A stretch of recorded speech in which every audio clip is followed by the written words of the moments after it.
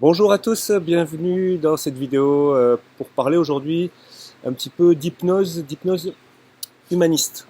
Ceci, voilà, l'hypnose humaniste. Et pour ça, eh bien, je suis en compagnie de Fabien Debré. Bonjour Fabien. Bonjour. Alors Fabien, on peut dire, même si peut-être que ta modestie va en souffrir, que tu es le spécialiste à la réunion de l'hypnose humaniste. Non, je suis pas le spécialiste, il y en a beaucoup. Il y a beaucoup de spécialistes. Bon, en tout cas, tu fais partie, tu es gérant, je crois, de l'Institut Réveil, Ouais, c'est bien c'est ça. ça, qui forme à l'hypnose humaniste à La Réunion. Tout à fait. Voilà, c'est ça. Ok. Alors, est-ce que, avant de peut-être de parler de ce que fait l'Institut Réveil plus en détail, est-ce que tu pourrais nous présenter l'hypnose humaniste, comme ça, un petit peu simplement, même si c'est pas forcément facile de définir ça en quelques mots, mais voilà, est-ce que tu peux nous en dire un peu plus? L'hypnose humaniste, c'est une hypnose dite associante.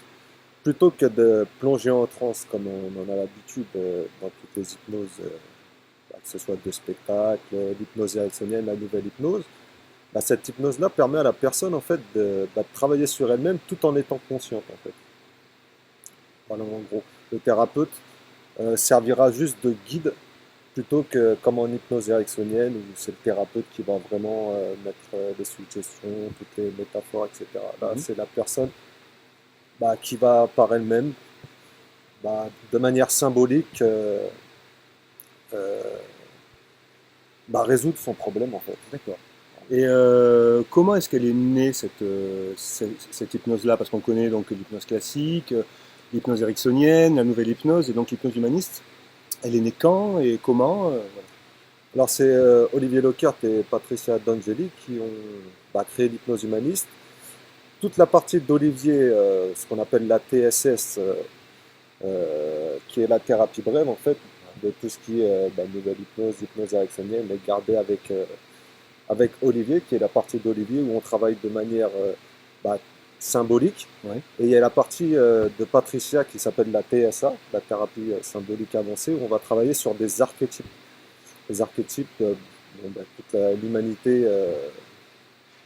l'humanité se partage en fait. On va parler d'enfants intérieurs, de sages, de masculin, de féminin, avec la partie de Patricia qui est psychanalyste jungienne. Mhm. On va pouvoir travailler sur ces archétypes et bah, via la psychanalyse jungienne et l'hypnose, pouvoir travailler en profondeur beaucoup plus rapidement qu'avec des techniques dites classiques. D'accord. Donc les deux principales techniques, c'est la TSS, la thérapie symbolique simple, c'est ça? Ça, c'est avec Olivier Locker. Et la TSA, thérapie symbolique avancée, avec Patricia D'Angeli. C'est bon. Ok. Et donc, ce sont les deux fondateurs de l'hypnose humaniste. Et vous les recevez tous les ans ici, c'est ça, à La C'est bien Réunion? ça. On les reçoit tous les ans pour former des thérapeutes en hypnose humaniste, puisque on a besoin de thérapeutes sur l'île de la Réunion, il n'y en a pas assez. Et pour développer aussi l'hypnose humaniste, qui est une hypnose holistique en fait. Mhm. On va pouvoir travailler sur la personne de manière globale, pas simplement juste avec son inconscient, mais avec l'inconscient, le conscient et ce qu'on appelle nous la conscience en fait. D'accord. Euh, L'hypnose humaniste, par rapport à l'hypnose ericksonienne, par exemple, est-ce qu'elle travaille sur les mêmes choses? Est-ce que les indications sont les mêmes? En hypnose humaniste, on peut faire beaucoup plus de choses. D'accord. Parce qu'il y a tout le côté psy en fait. Ouais. Par exemple, une personne qui a un mal-être très profond. En hypnose ericksonienne, on n'aura pas les outils pour travailler sur la personne. Alors qu'en hypnose humaniste, c'est le côté TSA justement de Patricia. Mhm. On va pouvoir travailler sur le mal-être profond et pouvoir faire en sorte que la personne se retrouve et qu'elle puisse avancer dans son chemin de vie. D'accord, donc on travaille plus en profondeur, on peut dire. Voilà. D'accord, ok. Et alors, qu'est-ce qui fait qu'un thérapeute, par exemple comme toi, s'intéresse davantage à cette hypnose, à l'hypnose humaniste plutôt qu'à l'hypnose ericksonienne? Alors après, moi, je vais pouvoir répondre aussi et donner un petit peu mon exemple par rapport à ça, mais toi, j'aimerais savoir pourquoi tu t'es dirigé vers ça.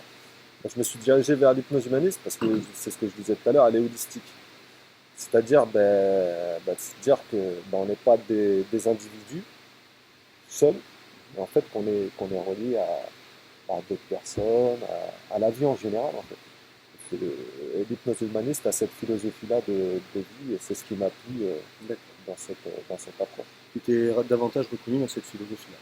Voilà, même si je suis bien ericksonien. Oui, aussi, paraît-il. Ouais. Okay.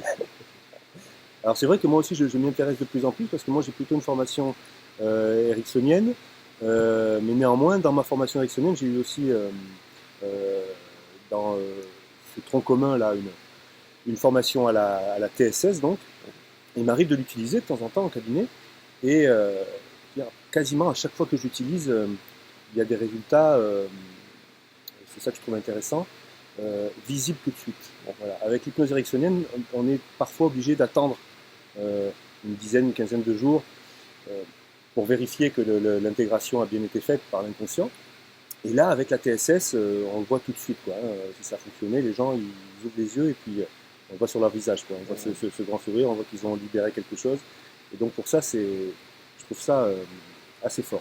Et puis il y a autre chose aussi que je trouve intéressant. Souvent les gens ont peur, avec l'hypnose ericksonienne, ont peur de ne pas être capable de lâcher prise.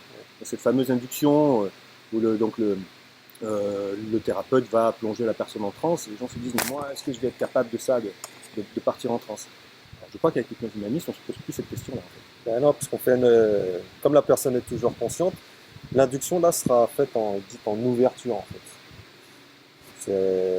Le procédé de l'hypnose ericksonienne, c'est de faire une focalisation, puis une absorption sur quelque chose. Alors que là, en hypnose humaniste, eh ben, on va donner de plus en plus de détails de l'intérieur vers l'extérieur en fait. Donc c'est comme si on réveillait davantage quelqu'un qui était déjà éveillé, quoi. Voilà, c'est ça. Ben, nous, en hypnose humaniste, on dit justement qu'on va sortir les gens de leur transe quotidienne. De l'état d'hypnose dans lequel ils sont depuis leur enfance. Depuis leur enfance, voilà. Ok, d'accord, très bien. Bon, et alors, avec l'Institut Réveil, est-ce que tu peux nous parler un petit peu de cet institut L'Institut Réveil est basé à La Réunion. Tous les ans, nous organisons des formations et aussi des conférences d'information sur l'hypnose et l'hypnose humaniste. Et ce sera avec plaisir qu'on vous recevra pour vous former ou même pour avoir des informations sur l'hypnose ou sur d'autres choses. D'accord. Ok, très bien. Bon, de toute façon, tous les liens vers les sites internet, les pages Facebook, etc., vous les retrouverez en lien de cette vidéo. Et puis voilà, comme ça vous en apprendrez davantage.